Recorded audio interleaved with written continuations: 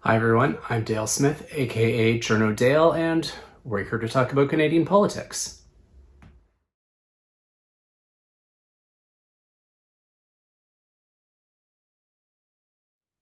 All right, we are back with royal commentator and researcher Patricia Treble, and we've just had the coronation. We are recording this on Victoria Day, which is the official birthday of the King of Canada. And I Happy figured birthday. we should have a brief chat Yep. about kind of what's coming next. The Yeah. government has signaled or made some signals that they're maybe sort of taking this a little more seriously now, maybe. And we've kind of adopted some actual Canadian royal symbols Mhm. for the first time. So I figured, yeah, let's talk about what's happening next. Yeah. Well, I mean, look, Dale, this has been the first time we've talked since the last momentous event, which was the Queen's funeral in Yeah, September.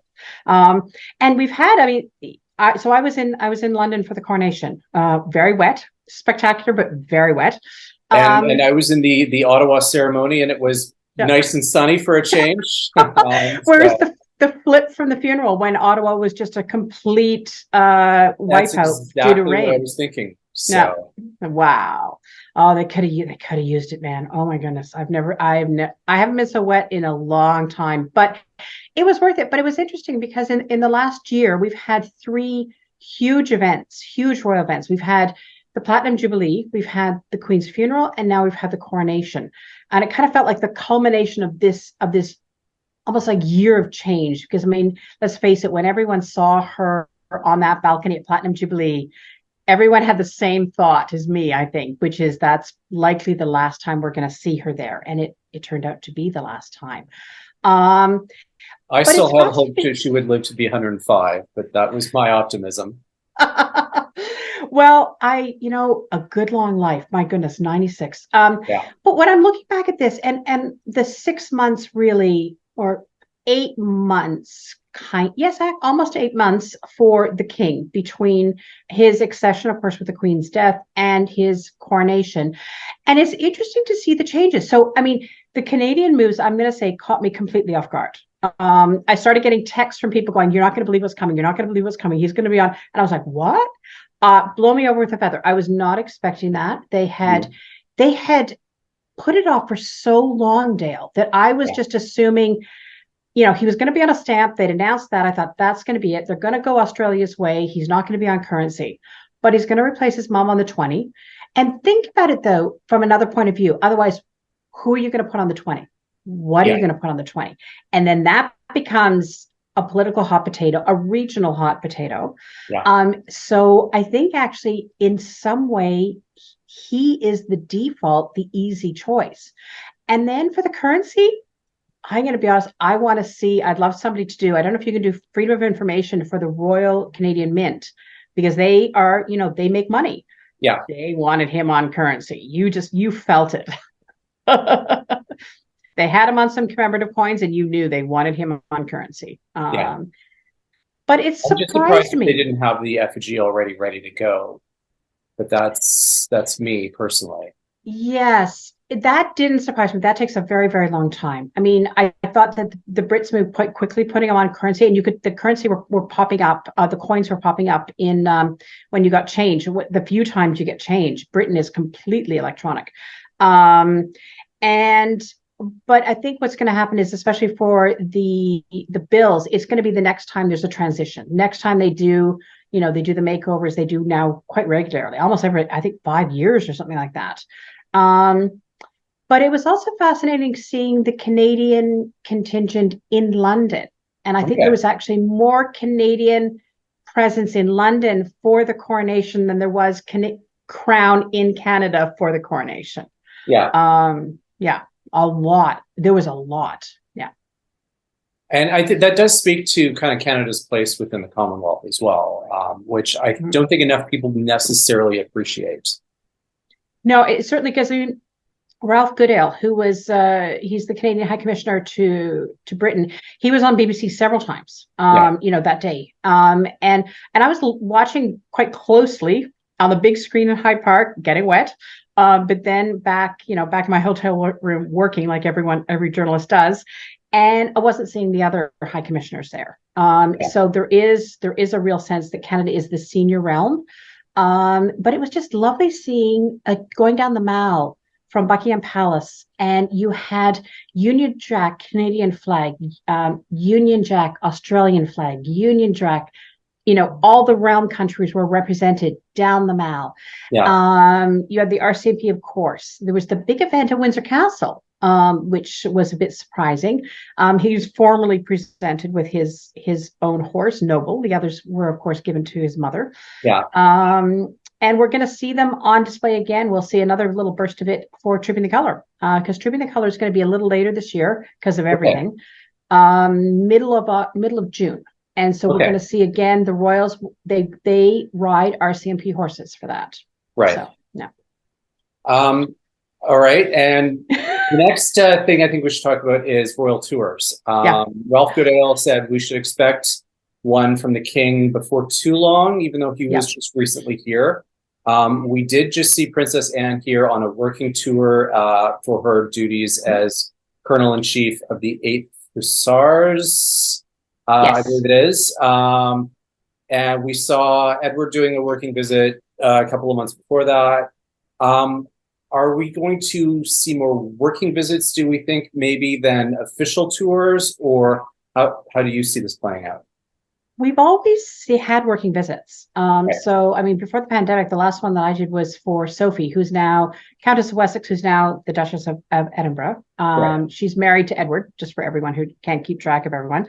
And she was here for the Toronto General Hospital because she is the royal patron for the hospital. She was doing a whole bunch of research events and some publicity for Duke of Edinburgh. She's part of the Duke of Edinburgh scheme, which of course her husband is now Duke of Edinburgh. He's taken it over from his dad.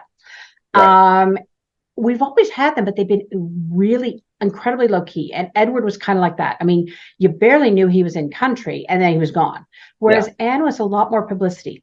What we're seeing, and I've been tracking this, and I'm not sure if it's a trend or I'm simply noticing it more, because there is a difference, is that Canadian engagements are getting more profile in the, being done by royals, but also the so-called the lesser royals. So Anne and Edward and Sophie and stuff like that, they're actually getting a higher profile on social media, on the royals' social media, and they've got a very sophisticated game. And so that makes me wonder. So I think we might not have more private visits, but I think there's simply just going to be more high profile. And I think that Anne might be setting the tone because she's done, I think this year alone, she's done 5 foreign tours, and for a degree of private and official. And so we're going to see that. Are the King and Queen going to come? I don't know. I mean, Ralph Goodale seemed very sure of that. He said in coming months, and that was on the BBC, and that's how everyone kind of perked up. Did he get over his skis? I don't know. I've been trying to find out, and I'm just kind of getting nothing. And they're pretty tight-lipped in Ottawa when it comes to these kinds of things until the very last minute. Yeah. And the other thing is, it is simply a logistics problem because you have a timing issue because the royal year, June and July is packed. Then they tend to go to Balmoral and they do Scottish things through August, September, beginning of October. Then you're almost certainly going to have a state visit in Britain. And then you've got to start a Commonwealth tour, a coronation tour. So if you're going to have a coronation tour of anywhere involving Canada, it's going to be in the fall. And then you run into the problem, which is Canada, which is weather. And I remember 2009, the infamous 2009 trip. It was Charles and Camilla. They came at the beginning of November and the weather was atrocious. And they kind of swore they would never do that again. So I'm not sure. I'm looking at the calendar and I'm not seeing it. Okay. All right. That's very interesting.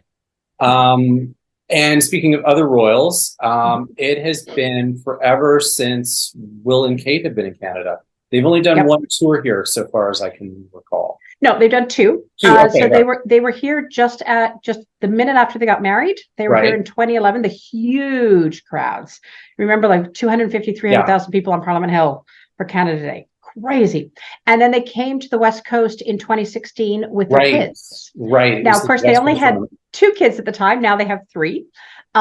They were the scuttlebutt was always that they were supposed to come back in 2020, but of course the pandemic. So the pandemic has really kind of pushed everything. Everything is out of whack. And now, of course, the changeover, the accession of the king, the fact that he is now Prince of Wales. So now all the timing has changed, but they are due to come back. Yeah. And I would expect it to be. They did a lot of East Coast on the first tour. They did West Coast on the second tour. I think we're going to see Central Canada and the prairies. I do remember they did Stampede their first time around. So Yep. Yeah. They did that. And then remember they got the fires. Remember they had to. Yes. They suddenly put in one of the events in Alberta because I forget the city that had the fires going through it. Fort McMurray. Not Fort McMurray. It was another place. Might have been Fort McMurray. Forgive me. I just don't remember. It's, you're thinking it's The 12 fires years. are starting to blend together now. I know. Sign of the times. Yeah. Exactly. So, but and there with them, the question is also, and I've been writing about it, is their workload. Right. They've got 3 young kids, and they have made a very purposeful thing that they don't do a lot of work. I'm going to say compared to the more senior royals, compared to the next generation up, who, by the way, are all, the youngest is Edward, who's 59. Everyone's in their 70s, but beyond that. Yeah. And they do about half the workload of the king, at most. So, Okay. lots of time off with their kids on school breaks, which is wonderful. Really giving them the childhood that really William and didn't have, because his dad's a workaholic. The king is just Right. a complete workaholic. Yeah. But at the same time, I mean, it's amazing. But for the first 3 months of the year, I think I calculated they took off something like 40 days. And that's a lot. Yeah. Yeah, particularly when the number of working royals is diminished quite a bit in the last year. Yeah, it has sharply gone down. I mean, since 2017, it's been Philip, Harry, Meghan, the Queen, and of course Andrew as well. So 5 royals down. And you're looking at the Queen's cousins who do, yeoman's duty, and they're all in their 70s and 80s. The Duke of Kent's 87. He regularly does over 100, and that's not going to continue that much longer. Yeah. So they're going to have to step up a pace. Also, they're now the heir apparent and spouse. This is their job. Their job is to take the heavy lift off the monarch. Charles is going to be 75 in November. He is amazing. He is a workhorse, but you can only do that so long. Yeah, and particularly now that he's got so many other duties on top of that now, in terms of he's the king. So yeah, they're gonna have to be the ones going out, and longer, not just like 3 days here and 3 days there. These are going to be longer tours that they're going to have to do, and I think we're going to expect to see them in the realms. Now, the big thing is, of course, there might not be as many realms, right? The Queen is really kind of. It was always that signal. Nobody was going to make a decision to go from being a monarchy to being a republic while the Queen was alive. Nobody was going to diss her. Nobody was going to embarrass her. But now that that's broken, I think a lot of countries, especially in the Caribbean, are going to probably go down that path. It's a complicated path. There's all these rules. You have to have referendums and stuff like that. And as Australia proved, nothing always goes according to plan. Yeah, Australia's problem was that they couldn't come up with a suitable replacement, and since then, the Republican movement in Australia has kind of taken a hit.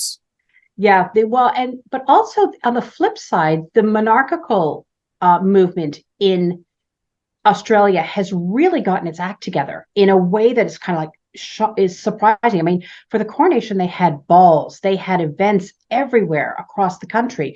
And so you really saw them kind of take the initiative in a way that the Canadian movement is really MIA. I mean, Yeah. what did they do here? Pretty much nothing. Almost nothing. Yeah. It's very defensive. Whereas in Australia, they kind of went on the offense because, of course, their prime minister is a Republican, Albanese. Yeah, yeah. So, and of course, in Britain, the three, the Wales First Minister, the Scottish First Minister, and now the Northern Ireland, all Republicans. So one of those things. Yeah. You're Republicans, but you like the monarchy. Okay. Weird. Yeah, no, for sure. All right. Well, I think that's pretty much all we've got time for today. Thanks so much for doing this, and we'll talk again soon. So here's the question I've got. How many people out there know what the Canadian symbol was for the coronation? I was able to get a pin for it, but I'll bet you most people don't. And I think that's an issue. I think the Canadian government really, you got a monarchy, you either support it or you don't. And you need to make that clear. And I think that's kind of my last word. Like, you've got to divide. You either go this way or you go that way. But this whole middling road I don't think is working for them. Yeah, and that's a problem that goes up to the prime minister, unfortunately. So, yes. All right. We'll talk again soon. Thanks. Thanks. Bye, Dale. And that's everything for this week. Join us again next week for some more Canadian politics. I'm Dale Smith. It's at journo_Dale on Twitter. And don't forget to like the video, share, subscribe, and support us on Patreon. Thanks, everyone.